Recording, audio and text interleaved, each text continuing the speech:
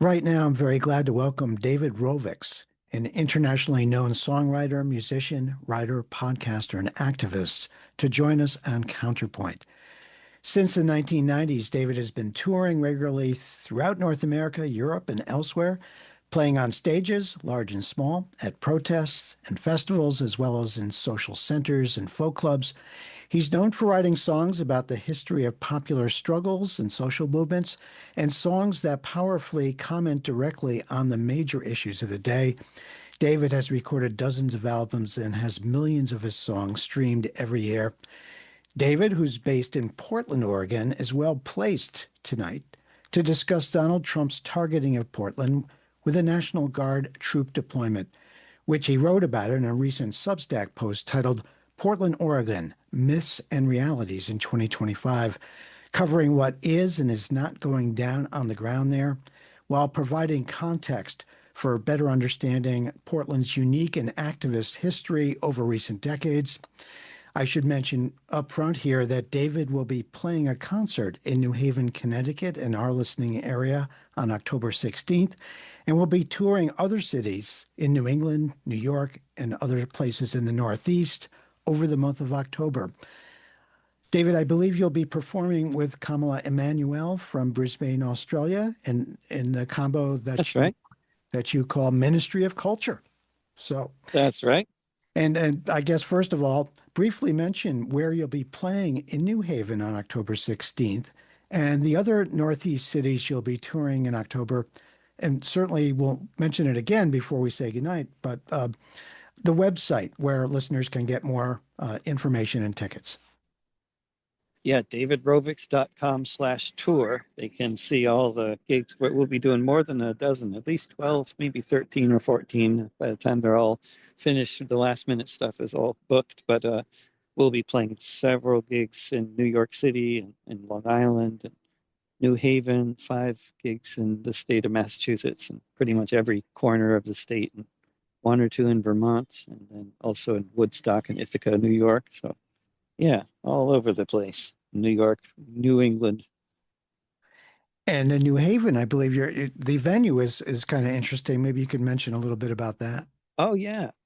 Yeah, my old friend Robert Krauss was a longtime professor at Yale University and moved on from that to start a psychedelic um, therapy place called Centered, and it is it's in downtown New Haven, and they have a regular open mic there. I believe it's once a month, or maybe it's more often. I think it's once a month, and we're the feature of their open mic. So it's definitely not the most typical sort of venue that we would, if there is a typical, there isn't really a typical venue that we play at, but if there were, it's not that. But And so you'll be playing songs new and old, I guess, or what's the focus of the performance coming up in this tour?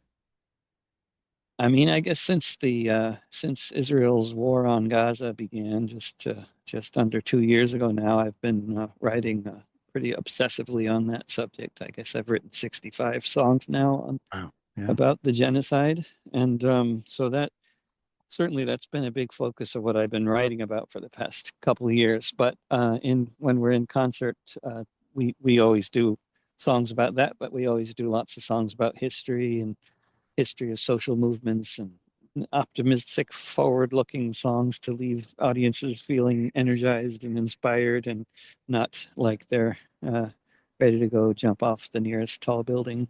Mm. So, Indeed. but we don't sing about Palestine all night. That wouldn't be, just it would just not be.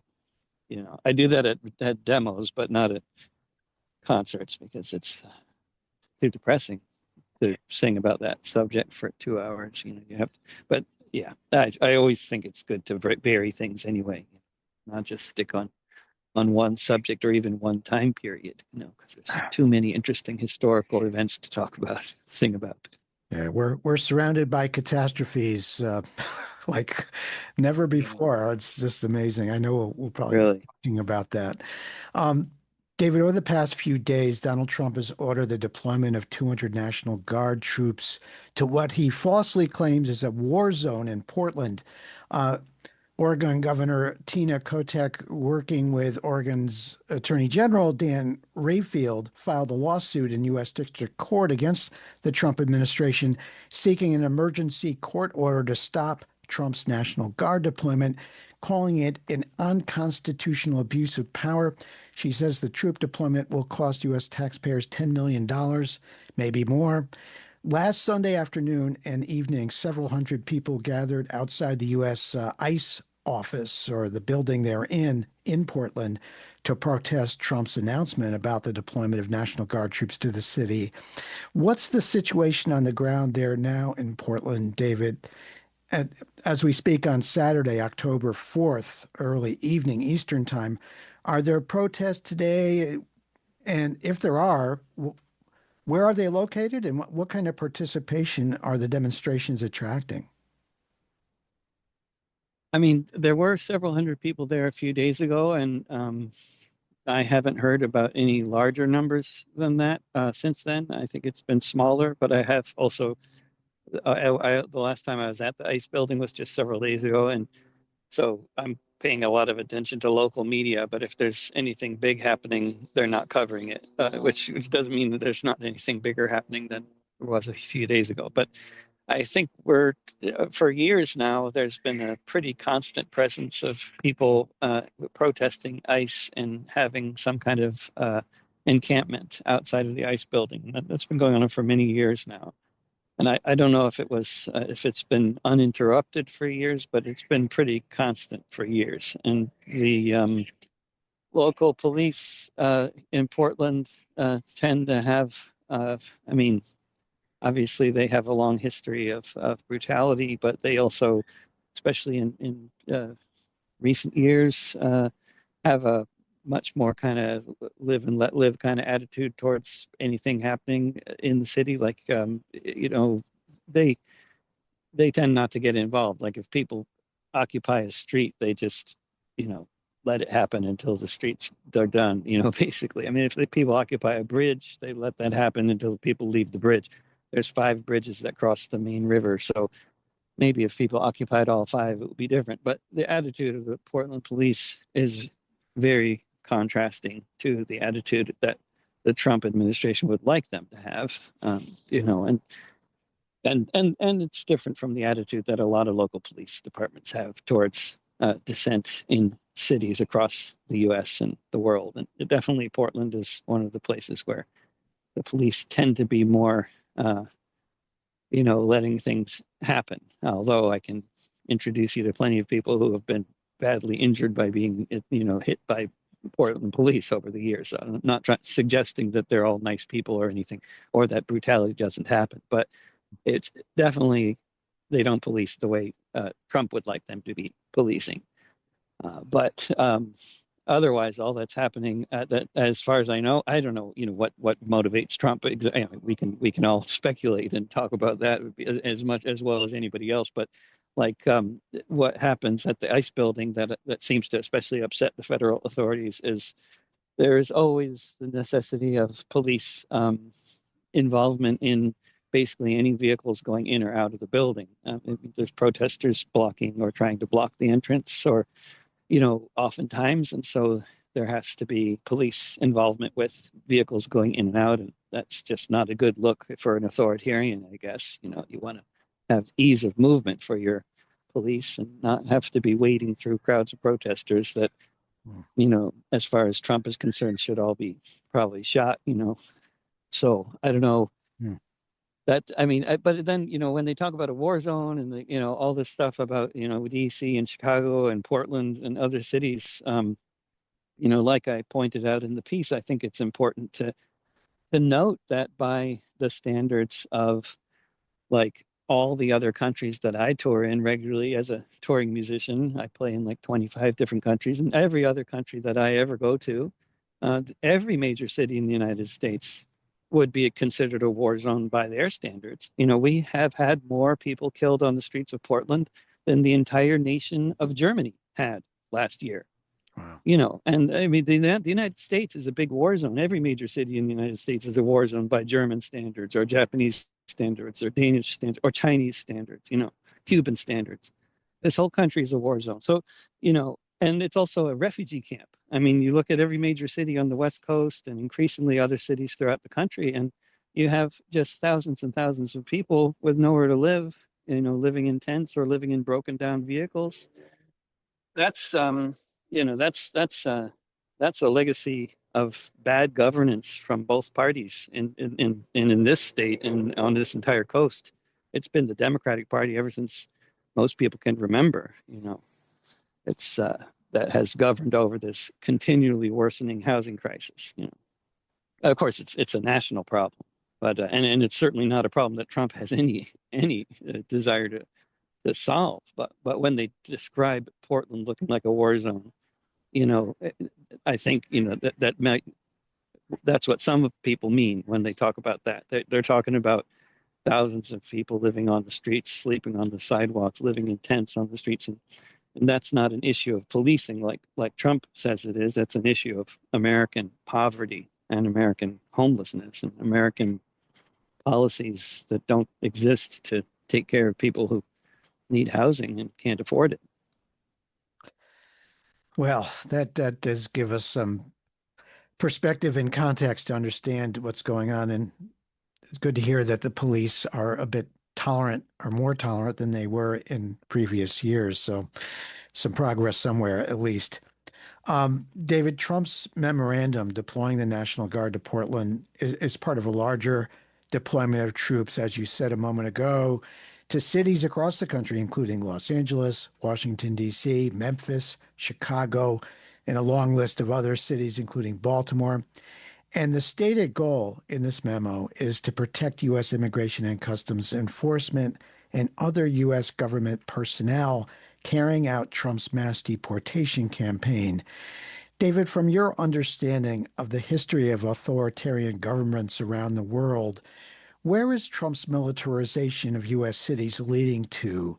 What's the goal, do you think, here? I mean, a lot of people are worried about the elections and how he may interfere and really try to rig or skew how the elections, especially in 2026, are conducted. What do you think is, again, what's the goal here, do you think? I mean, it wasn't that meeting with all the generals so chilling the other day. I Yeah. mean, he had a room full of I don't know, every high-ranking general in the U.S. military, and he's basically telling them that they should all become his loyal minions, and they should all agree with him that the enemy is the enemy within, and that needs to be battled. And then, of course, using the term "the enemy within." I mean, there's if you look online, search for other regimes that have used the term "enemy within," and it has one government that used the term "enemy within" was actually JFK in reference to the mafia. So there's one sort of exception to the rule, but otherwise, leaders that talk about the enemy within, I mean, Hitler is one of the most well-known among them to use that kind of discourse. But during the Armenian genocide, that's what they called the Armenians in the crumbling Ottoman Empire. The Armenians were the Christians within the otherwise largely Muslim Ottoman Empire, and they were, at the time that the Ottoman Empire was being defeated, they were the scapegoat, the enemy within. 1.5 million Armenians were killed, and the history of authoritarian leaders using the term "enemy within" is a really really a horrendous one. And of course, the enemy within 100 years ago, what in this country was all the immigrants who were being deported in huge numbers, and 100 years ago they were passing all kinds of anti-immigrant legislation to severely limit the numbers of people who could come in from anywhere other than certain Western European countries. It was but this I was, I guess, a little heartened by the total disinterest on the part of the generals. I mean, they didn't seem to be too enthusiastic about the speech. But yeah, who knows? It just seems like very clearly, he is trying once again, but with much more effective organization and staffing. He's trying once again to basically, get rid of democracy and and achieve a real authoritarian, rule. And I think it seems like one of the main things that's kind of slowing him down is the process of the courts and how long it takes for things to get to the Supreme Court. Because like once things get to the Supreme Court, he keeps winning all sorts of decisions that, you know, who knows what's going to happen with birthright citizenship and whatever else. But with ICE getting 10 times the budget, I mean, the thing is, we're all just waiting for when.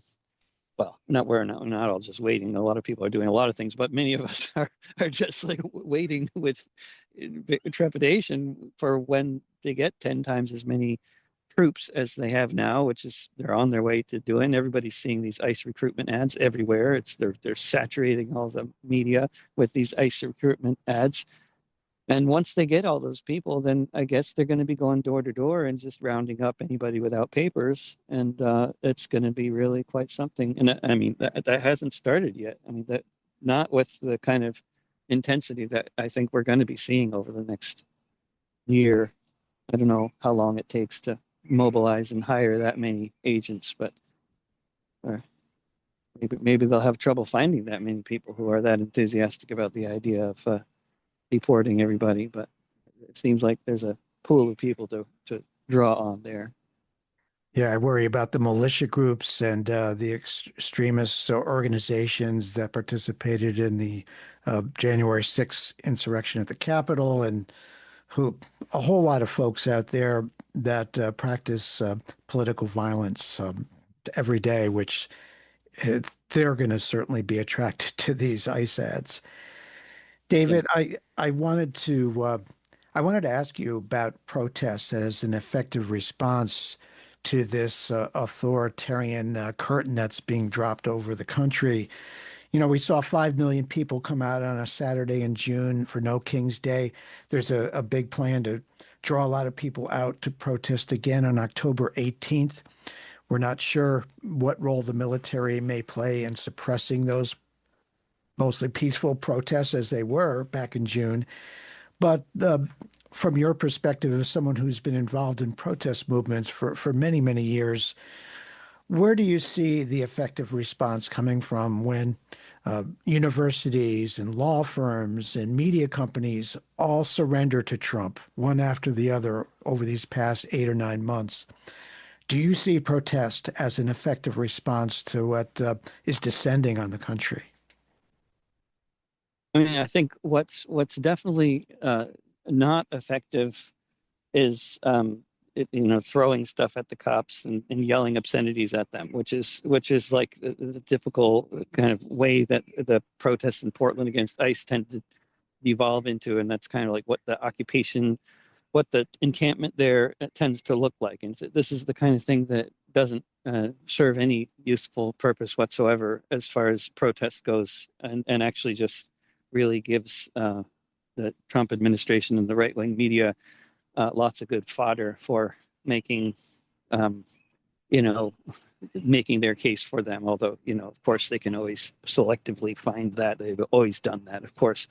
But the kind of protest that we need and that is effective and that could actually change everything, according to historical precedent, is the kind of mass movement that can shut everything down, and the kind of mass movement that gets to that scale that can shut everything down. That never happens in any society, to my knowledge, unless there's an optimistic social movement that believes in accomplishing something through a certain tactic, where this belief in the possibility of changing everything through using that tactic is widespread, and there's a sense of optimism, and that's the kind of movement we need, and the kind of movement that kind of movement only can form through an effort that is, I think, not only visionary, which I think there's no shortage of, actually, ideas for how the world could be structured differently, but not only visionary, but is also like fundamentally musical and artistic and rooted in our culture and our cultures and our, that rooted in people that are rooted in our cultures, not it's not going to, it never, a successful movement doesn't happen from people just shouting at you. And this is a new strange Anglospheric phenomenon, as far as I can tell. It never used to be widespread. This idea of protest is where people just shout at you and tell you about how bad everything is and how we're not doing enough, and then it's over and everybody goes home, feels depressed. That's not how they used to be. I think you're even a little bit older than me and remember when not that long ago, the idea of having a big rally and getting a whole bunch of people to come there to get yelled at for 2 hours was just considered to be either crazy or only something that the sectarians did. But the people that were really trying to build a real grassroots social movement always knew that you have to have theater and puppetry and music as at the core of your movement. And if anybody listening to this doubts what I'm saying, you've been in the United States too long, and you need to leave the country and see how it is in the rest of the world. Everybody, you go anywhere, you go to Mexico, go to Jordan, go to Egypt, go to the Sudan, go to Argentina. You will meet people and you ask them what's the beating heart of the movement, and they'll say music, culture. That's the beating heart. It's obvious. Everybody knows that except for us, and we have to relearn it. And this is the home of rock and roll. This is the home of bluegrass. This is the home of jazz. It's crazy that we don't have music at our protests, but at these No Kings rallies that you're talking about, it's Boston was a rare exception, having musicians at that rally. There were other exceptions. It's becoming a little bit more common, but it needs to be massively massively stepped up, because most of these rallies are incredibly depressing affairs. And that's been the case with whatever the left has been doing in this country for well over a decade. It's just music has been somehow surgically removed from the movement somehow or another. It's been I'm quite certain that there are nefarious forces at work that have been trying to divide the cultural scene from the left for my entire lifetime. Because they realized in the 60s just how powerful this combination was and how they needed to stop this from happening again. And I think it's really worked, and they've managed to create the least musical left on the planet at this point in the United States. Wow, that's a sad commentary on something that is depressingly common. I remember Emma Goldman saying, "If I can't dance in your revolution, I don't want to be part of it." A paraphrase, of course, but Enterprise, yeah, yeah. but anyway, I'm sorry we're out of time. I just want to thank you for talking with our listeners about the situation in Portland and your observations on the protest movements. And before we say goodnight, David, please leave our listeners with some of the information about your tour in the Northeast, as well as the website where people can get the particulars about dates, places, and tickets. Yeah, if people go to davidrovics.com/tour, they can see all the info about all the gigs. And most of the gigs, you don't need to get tickets in advance. Just show up, let you know, for better or for worse. I don't tend to sell out anywhere ever. So, there'll be room for you. And yeah, be all over New York State and all over Massachusetts, and that one gig in New Haven and two in Vermont. So throughout the whole month of October, I'll be getting there on Monday night.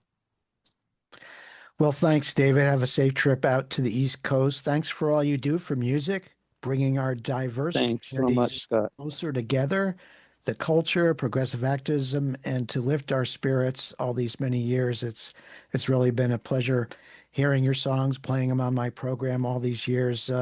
It's a real gift. So thanks for spending time with our Counterpoint audience here on listener-supported WPKN in Bridgeport. Thank you so much, David.